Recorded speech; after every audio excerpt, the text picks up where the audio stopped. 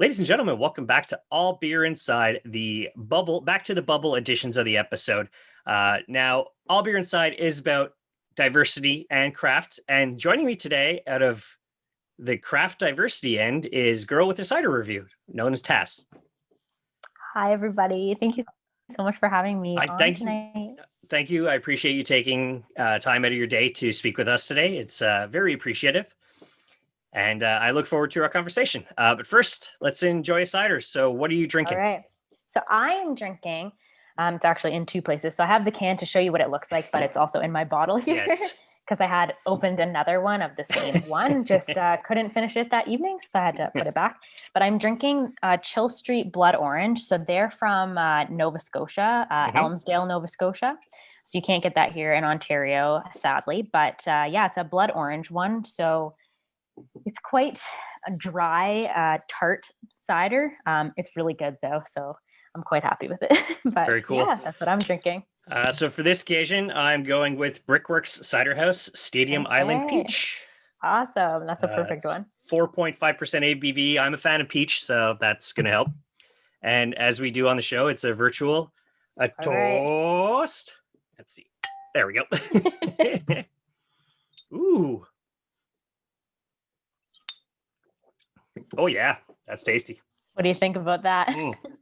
It's like a peach iced tea with a little more tartness to it. Yeah, exactly. I quite like that one. I haven't had it in a while, though. Yeah, this is daytime drinking getting wasted. It is. It is. That's dangerous. So what got you into cider and Instagramming it and reviewing it and your show? Yeah, so I started it'll be actually 3 years in February 2021 now. So it's almost been 3 years, kind of crazy. But I started out not really knowing what kind of drinks I like. I would try to avoid the taste of alcohol, I guess, as much as possible. It's kind of weird. But so I would drink like the fruitiest things ever, any sort of coolers or things like that. Because I didn't like beer. I didn't like hops. I don't like that kind of taste at all. So that's what I started out as. And then the cider scene here was pretty small at that point. So there were things like Summersby. I'm not sure if you've tried that. Super sweet, low alcohol content type drinks. But that was like one of the only big things besides Strongbow. And since I was into sweet things, that was not my thing. I appreciate it a lot more now. But so I tried Summersby. I was like, oh, I like this. So I drank that for a while. And then the scene started to expand in terms of flavors and styles. And so I got into it a bit more. One day I was sitting with my sister talking about cider, and she's like, you should be Girl with a Cider Review and you should make an Instagram. And I kind of laughed, but then I created the Instagram that day and I was like, whatever, maybe I'll just try it out. And then here we are almost 3 years later.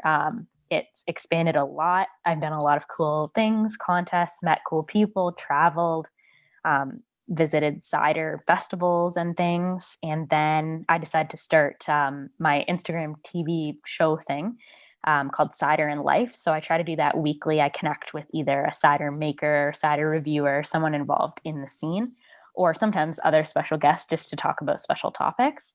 And so that's been going great. It's allowed me to connect with other people either around the world or close by. And I love hearing other stories and hearing about that. So that's kind of been my journey so far.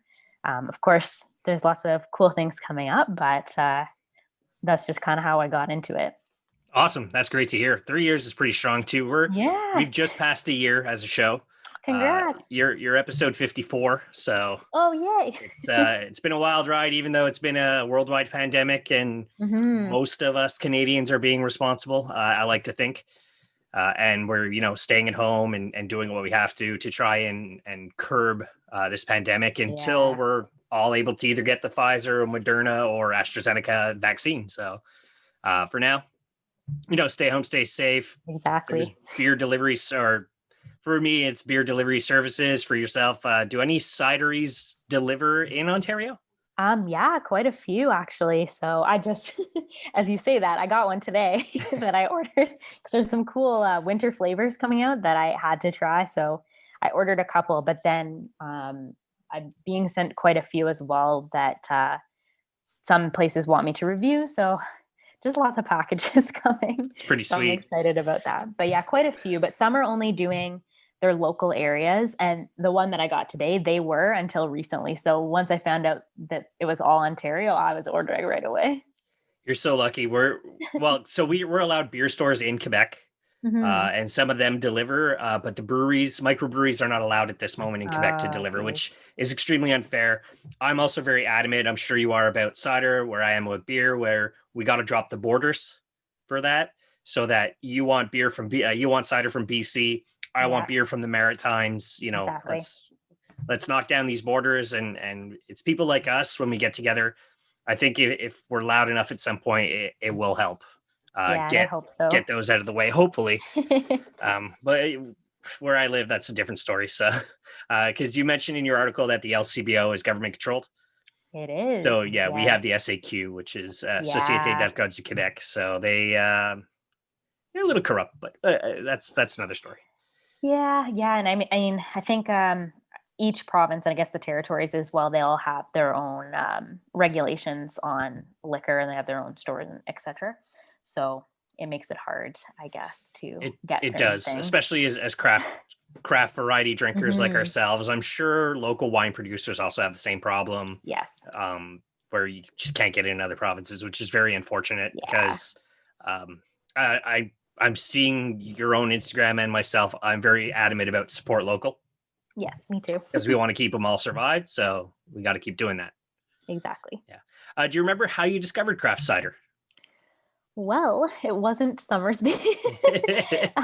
Of course, that started it. But so once the cider scene started expanding, I started to, I guess, explore what was around the area, or even a little bit further out. I guess some of the ones that I'm still in contact with that are craft cider makers, or some of the ones I had great experiences with. Some of the ones I talk about often are in, it's a town called Collingwood or Blue Mountain. A lot of people go skiing there in the winter. There is a cidery called Thornbury. And that's one of the ones I talk about a lot because they have so many cool flavors. And they were one of the first craft cider producers that I'd tried their ciders. And then from there, I started looking into other places around Ontario as well. Some of the best ones I found in the smallest towns that are so far, they don't even ship here to where I am in Mississauga. So you have to go out to get that experience and to try and buy the ciders. But that's something I got into a lot during, I guess, the quarantine, because you could only explore your own area. And so I got very familiar with Ontario ciders. That sounds awesome. And you find the scene is getting bigger and bigger every year in Ontario? Yeah, I do, especially in terms of the flavors now. People are hopping on the trends for the seasons too. And it's amazing to see people doing that and being innovative and creative with their flavors. Very cool. And I only caught a little bit of it before I obviously I like to do my research on the people I'm talking to. I briefly got it, a habanero cider. Oh Is that? yeah, ginger habanero cider. I actually Chill Street, the brand that I'm drinking right now, they have, I think it might be ginger habanero as well, but either way, it's a ginger and hot pepper cider. I have not tried it yet, or any ciders like that, but I'm quite intrigued. Yeah, as somebody who's not great with hot, I once tried a jalapeno based beer along Oh, with a jalapeno puts in, and I thought I was going to die. So, I know that's like me. My tolerance is quite yeah, low, so I mean, I'll try everything at least once, but we'll see. yeah, I don't recommend it if your tolerance is mediocre at best. Yeah, gotta expand the work on the Uh, tolerance there. exactly. When it comes to your Instagram, I find your pictures, your descriptions, there's a lot of passion behind that, and they're very, very descriptive. Where does that kind of inspiration and style come from? Yeah, and thanks for asking. One of the big things that I'm about is telling a story. So that's kind of how my style is with writing. And if you've seen any of the articles I've written for either Cider Scene, or I also write for a blog called Wines in Niagara. So they're trying to expand into cider as well. So I've been writing a couple articles for them. Usually my style is like story based, narrative based. So I like to bring the experience to someone in a descriptive way. So, they feel like they're there or they're, experiencing it with me. So I do that with my Instagram posts as well, kind of try to make it fun. And that's what I'm about, making cider fun and exciting, and trying to get people on board that maybe like, I don't like cider, but they may just not have found a cider yet that they've liked. And I'm trying to, make it more personable and fun. Yeah, awesome. One of our early on quarantine episodes, I spoke with a gentleman named Kaiser. He's also known as Hop Fiction, and just the way he describes it is the same as yours. Is that I can almost taste what you're writing because of how descriptive it is, and I always enjoy seeing stuff like that. Is the passion's there? Like it's this is what my maybe not my main paying job life is about, but this is what my main hobby is about, and It's always nice to read that. So many people are passionate on Instagram when they want to be, and they're not just like, take the picture, boop, boop, boop, boop, boop, doop. Yeah. So my only qualm is you look way too happy in the snow, but that's me. Oh, so. I mean, it's just then if you see any other pictures in the future, I'm going to be crying in the snow. I was excited to see it. It looks pretty out there right now. However, I'm not excited to, have to be out there. Luckily, I'm working at home, so probably won't have to go out too much. But the cold winter is coming, and I'm not really about that. Yeah, I'm thankful enough to still be gainfully employed while working from home, so I can't really complain about, when I went to Toronto, I stocked up, and then even then it's like, oh, there's this new release. So it's like, well, I drank 4 beers, but I better buy 3 more just in case, even though I still have 100 beers to go through. So that's me. That's my cider cabinet behind me, just filling up. Yeah, I have the beer fridge, and then next to that I have my aging part, and then my part where there's just beers sitting on the ground waiting to go in the fridge. So it's an expensive but delicious hobby. So I agree. Have you collabed with any cideries, taking pictures, interviews, things like that, beyond the Instagram TV? Kind of like for your Instagram itself? Trying to think, actually. Beyond Instagram right now, besides, I guess, contests and stuff, I've ran a couple really cool contests. One earlier this year, it was called the My Hero contest. So I had people nominate people that were making an impact in their community to win like prizes. I collabed with a bunch of different cideries to give out prizes to either like frontline workers or people that are making a difference.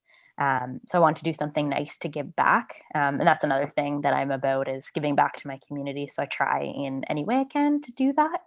So that was one time that I think I've collaborated with a bunch of cideries outside of the live chats. Awesome. Yeah, that's great to hear. And, it's sticking with local. As Canadians, we need to support fellow Canadians. And when we can travel, our friendlier U.S. states that we can go to. So as myself, I'm okay in most states with my look, but some people aren't, unfortunately. So we'll save that for another time. Yeah. I see you brew. Is it called brewing cider, or what is it specifically called when you're making cider? I guess just cider making or cider brewing. I don't know.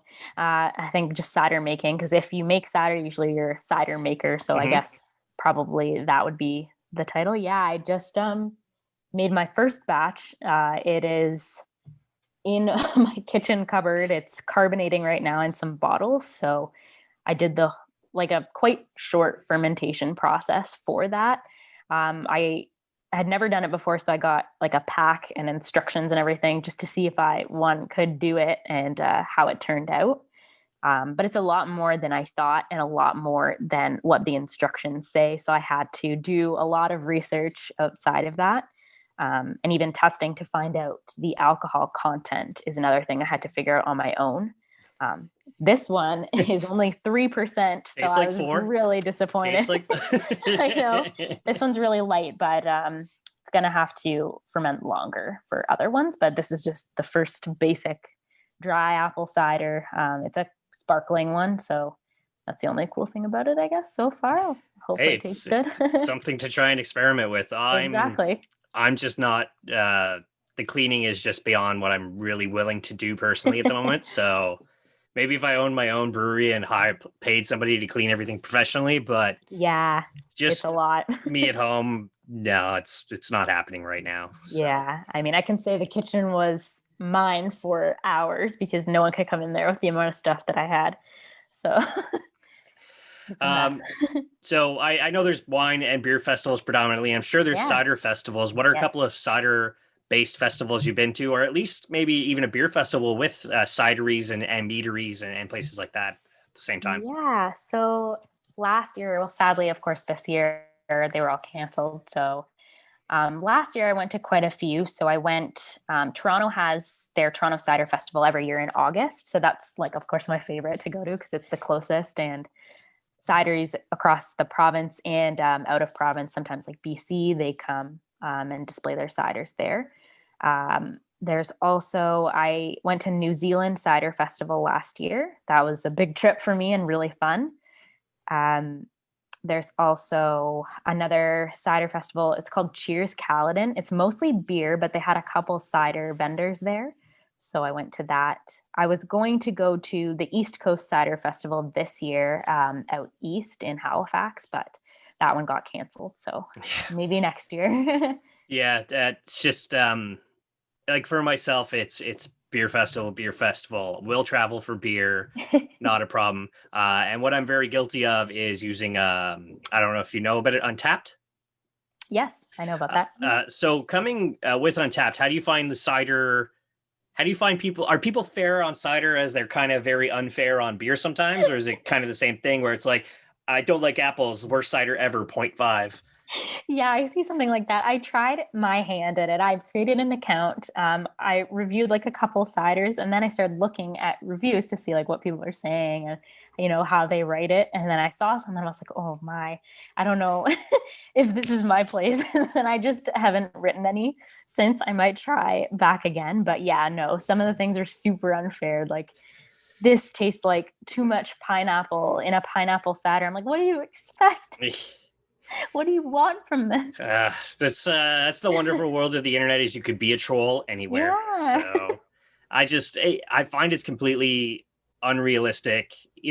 If I'm wasted at 2 a.m., I'm not going to go on Untappd and be like, this is the worst tasting beer ever. It's be fair. These a lot of these brewers, cider makers, this is their passion. Exactly. So don't crap on it if you don't like it. So, but that's that's all personal opinion. I'm sure a lot of people see it our way, where it's be fair. If you don't like the taste, don't try it.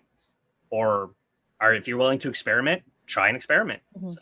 Mm-hmm. Exactly. And yeah, and that's something I try to do in my reviews as well. I mean, if I don't like something, I'm just going to describe it as fair as possible, because it may just be my palate and what I like. Yes. And it's subjective to who you are. And if you describe it fairly, someone else might like that style. And that's kind of how I feel about it. So I don't think it's fair to say something's bad or, And when it comes to that with your Instagram or if you're to do Untappd, do you find that you get people like, oh, I read your Instagram and I tried the cider and oh my God, mine's blown. Sometimes, yeah. That's great though, because then you are, in a sense, you are influencing potentially a future customer to a cidery that you enjoy. So exactly. Yeah. And especially if I enjoy something or an experience or a cider, I do definitely like to support local businesses and what they do, because they're passionate about their ciders, and it's great to share that with other people. Yeah. And what are some of your favorite cideries around the Mississauga GTA, Peel region? Because Peel's a pretty big area, right? So what are some of those cideries that you'd say, like, hey, if you're going on a booze cruise with friends and you have somebody who likes a cidery, go here? Yeah, so there's quite a few. There's none like exactly in Mississauga, but in Toronto there are a couple, and surrounding area within like a half an hour or less of Mississauga there are a few. So a couple I went to in the summer. One is called Spirit Tree, and they're about a half an hour from Mississauga in Caledon. They had a beautiful patio in the summer. They have a nice farmhouse. Their food is amazing too. And you get a nice big cider flight of 5 different ones you can try. They have quite a big menu too. I really enjoyed their cider. Their ciders are mostly on the dry side though. So if you like sweet ciders, I wouldn't recommend that for you. But on the opposite of that, there's another cidery it's about, I guess, a half an hour from Toronto, so an hour from here. It's called Slabtown Cidery. They have a lot of sweet, different flavors, and they also had cider slushies in the summer. That was a big hit with everyone because, summer and they're colorful and the slushies. Um, and I guess in Toronto, there's Brickworks, of course. I love Brickworks. But there's also a cider bar there called Her Father's Cider Bar. And I went there quite a few times this summer. And they get cider shipped in from across the province and Canada. And you can just try a bunch of different ones. So that's amazing if you want a variety. That sounds awesome. That'll have to be on my, like I said, my show is about craft and diversity of craft. So obviously interviewing cideries at the Ottawa Winterlude Festival, which I got to go to before the world shut down. I was drinking from Burst Cider. Does that sound? Okay. Yes. Yeah.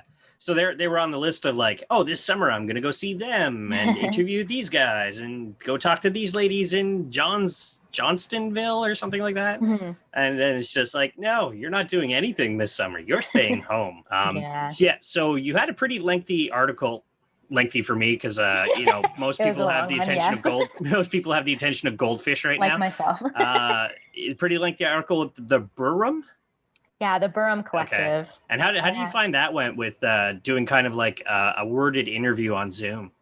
Yeah, so that was kind of interesting. That was a first for me. I wasn't sure too much what to expect from that. And it was actually really interesting to read it over and read what I had said and how I speak and word for word. It was kind of interesting, but it was quite a fun interview. I learned a little bit about what cider life is like over there. It's based out of Wales, I believe, that blog.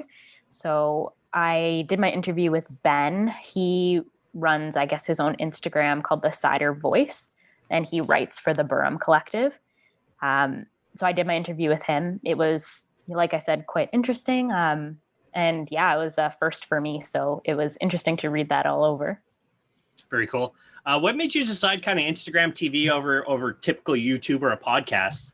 Yeah, I've been thinking about this myself, just because I like to have the visual aspect one, and I know YouTube has that. However, for some reason, I've just never been the biggest fan of YouTube, and I just didn't really think it was for me. And since Instagram started as my main platform and it has that feature, I thought it would be great and interactive, especially since I'm doing live chats opposed to just taking videos, like I know some other cider reviewers or beer reviewers are. And I just thought it would be appropriate to have that all in one place. It makes it a lot easier for someone who, finds my Instagram and wants to, have a look and see what I'm about. And you can also categorize things as a series. So all my cider and life chats are together. And if someone ever wants to watch them, they can go through them. I also like to keep them quite, well, I mean, an hour is kind of long, but I try to keep them under an hour. And that's, the limit for Instagram anyway. But I think that it's better to have it a bit more concise than, having a longer limit, especially like you said, with people's attention span at the moment. Yeah. Yeah, it's true. That's why our typical show is under an hour. It's the same thing as that. You want to draw people's attentions for only so long before they kind of drift off into whatever else. It's the same thing where we have kind of a monthly get together podcast. Yeah. Where it's me and the guys, we get together. Well, we used to get together and try beers. Now we get together and it's like, hey, what beer are you drinking? Do you like it? Okay, let's talk about the beer world. So, and those I try and keep under because it's a podcast. So it's people like me where I can listen to 6 hours worth of podcasts while I'm working because I get 3 phone calls a day. Yeah.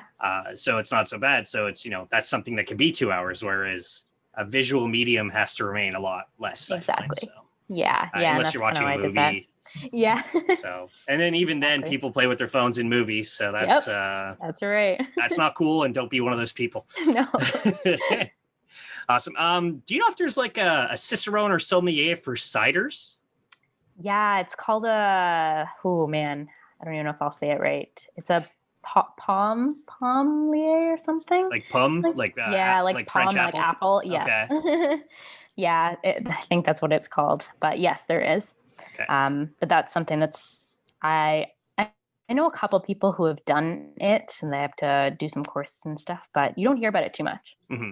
Have you ever thought about taking the time and doing it, or? Yes, I have. I have thought about it.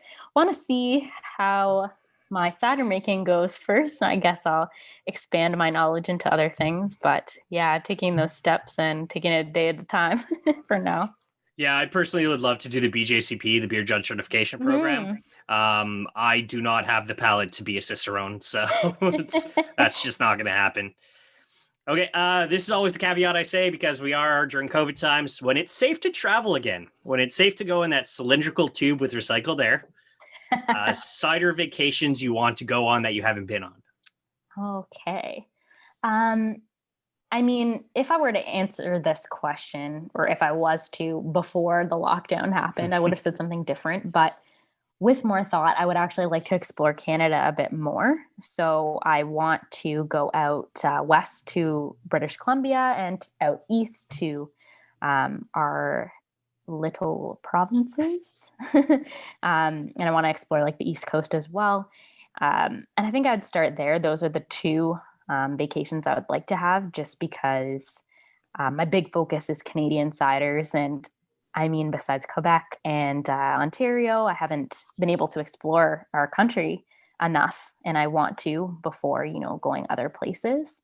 I have heard a lot of good things, though, about the Nordic countries. So, like Norway, Sweden. Apparently, they have quite a big cider scene over there. And that would be something I'd love to check out when, it's safe to do that. I mean, when you think about it, it's like Vikings, so like Yeah, mead ciders, honey booze, apple booze. exactly. It makes sense. It completely works. I'm sure there's probably some village where they've been making the same cider since the Oh, I 1400s. bet. So That's what I'm hoping. it's yeah, I'm the same way. It's get to Germany, get to Belgium, and drink with monks in a temple. That's That sounds really great. like I really want to drink with a monk in a monastery. Especially we have the same hairline, so we're pretty good. uh, awesome. So what's next for the Girl with the Cider review? What's next for your brand? Well, there's a couple of fun things that are coming out in December. So I'm still continuing, obviously, with the cider and life chats because it seems to be going well, and I'm, meeting a lot of people and doing some fun things. And some collaborations will probably be happening from those. But in December, I'm looking to put my focus, I guess, towards holiday type themed activities or contests and things like that. So that's kind of what my focus is, even themes of the chat. So I'm doing a couple. Well, some people don't know this yet, but they will be forced into some competitions on the live chats. So they can look forward to that. There'll also be like some Christmas sweaters and trivia contests and things like that I'm going to be doing. Those are some of the big things. I'm also starting up a partnership with this brand here, Chill Street. So they have a couple cool ciders coming out for the holidays too. Their brand's really cool. They're very creative with their marketing, and that's definitely someone I'd love to be in a partnership with. We're going to be working on getting their cider shipped over here to Ontario, just to expand, our cider scene as well and get their online shipping going out here to Ontario.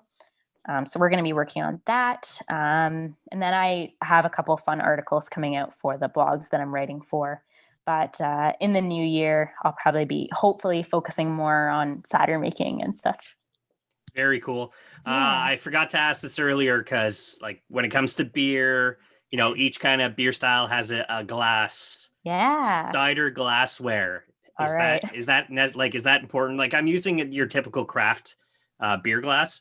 It's called the craft glass. So that's pretty much what it is. So it kind of contains the nose upwards. Is there like the cider style of glass? Well, I can actually show you since I'm in the appropriate spot here. Oh, even better. But it doesn't, like, I personally don't think there are specific glasses for specific things. And usually I've had a lot of cider in flights. But it seems that there is this one glass that I keep getting, and I just got another one of them today.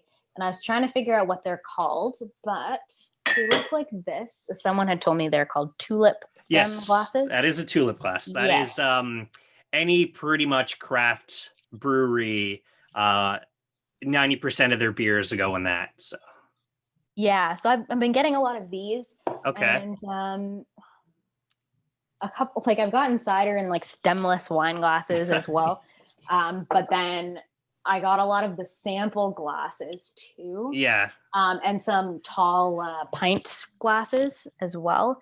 But these are like all the random shapes that they put cider in. It doesn't seem to have a specific kind of glass, but this is the one that many cideries seem to have. Okay, so I've got a bunch of those too. If I would have known that, I could have put the cider I'm drinking this evening and probably the 2 other ciders I have in the fridge to end my night afterwards with.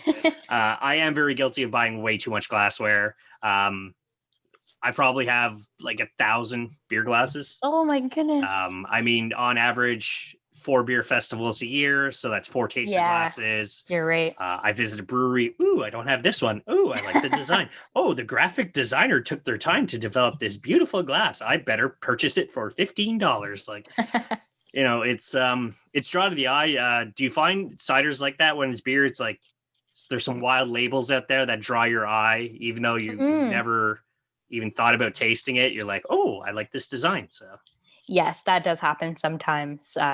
And yeah, I even have some ciders in there just because the labeling was so beautiful. I mean, I'm sure I would like the cider as well. There's some cool flavors, but just looking at it, it's just a lot of thought was put into it. And I think in Hamilton, they have a cidery called Collective Arts, and they actually have their apple cherry cider. Yeah, that's the one I'm thinking of right now. But they have a dry cider as well. Just their labeling's beautiful, and they actually have, I don't know if it's the cherry one or the dry one, but they have 3 different variations of the label that are out in circulation. So that's pretty cool. Yeah, Collective Arts is pretty fantastic. I mean, it's behind the name, right? Collective Arts. Exactly. And their beers, I mean, they have a series of IPAs going. They're up to number 15. Like yourself, they went on Instagram and they're like, hey, beer guys, what are we bringing back? What are we rebrewing? So everybody's like, this was your best. Do it now. So for growing your audience on your Instagram, how do you kind of reach out for that?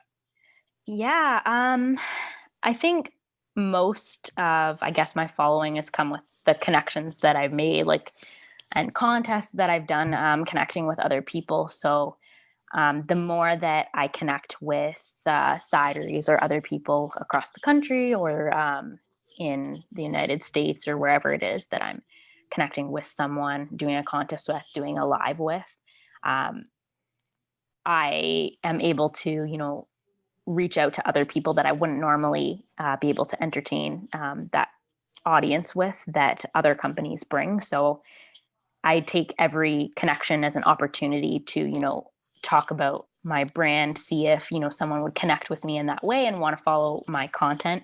I just try to be, as real as possible, just be myself. And it seems as though a lot of people are able to connect with that. And that, makes me feel really proud that people want to see that type of content. But I think it's mostly from, the opportunities I've had connecting with other cider makers or cideries that I'm able to connect with their audience too. Awesome. And I mean, when you think about it, like it mentions in the article, you're like, cider is kind of the little brother, little sister of wine and beer right now. So do you think that maybe because it's more of a niche, because like, first of all, craft beer is a niche of a niche already. So when you think about it, like ciders being the niche of the niche of the niche, do you think that maybe helps with your draw for people who are in cider, but they keep it like their dark little secret because they don't want their beer friends knowing about it? Yeah, I think so. And it definitely makes it, more normalized, I guess, that, someone really likes something that, they do too. And they're like, oh, okay, I guess it's okay. And, maybe there are more people than I thought that are actually interested in this. And even when I started, I was surprised by, the amount of people that were interested too. And now it's growing. I see new accounts all the time that are cider related, and it gets me excited. Awesome. That's great to hear. And it's going pretty strong from what I've seen. So that's even better. So I wish you all the best of continuing your cider journey for sure. I have no other questions for you at this time. Okay. So let my viewers know where they can find all your stuff online. Yeah. So first of all, thank you so much for having me on. It was a really exciting chat. Um, to find me, I'm on a couple social media platforms. So I'm on Instagram. That's my main um, platform that I use for posts and the live chat. So you can find me at Girl with a Cider Review on Instagram. I'm also on Facebook under the same name. So everything from Instagram gets posted there. I have them linked up. I also just created a Twitter. I didn't have one before, but it seems to be helping out actually. And I've connected with a bunch of people through it. I have a personal Twitter, but I didn't have one for my Instagram. So that one, I couldn't fit Girl with a Cider Review as my handle. So it's GWA Cider Review. But yeah, you can find me on Twitter as well. I post just different things and then some of my posts from Instagram on there, but it's not connected. So I just post other things too. Very cool. So we're going to add all that in the show notes at the bottom of the YouTube video. So click on it and you'll be able to find Taz. As for us, we're at All Beer Inside everywhere. And allbeerinside.com is the website. Hopefully by the time this is out, we will finally have t-shirts available to purchase. They're coming close. We have to do the work behind them. As I mentioned already, allbeerinside.com, at allbeerinside everywhere else. And at the end of all of my episodes, I say drink craft, not crap.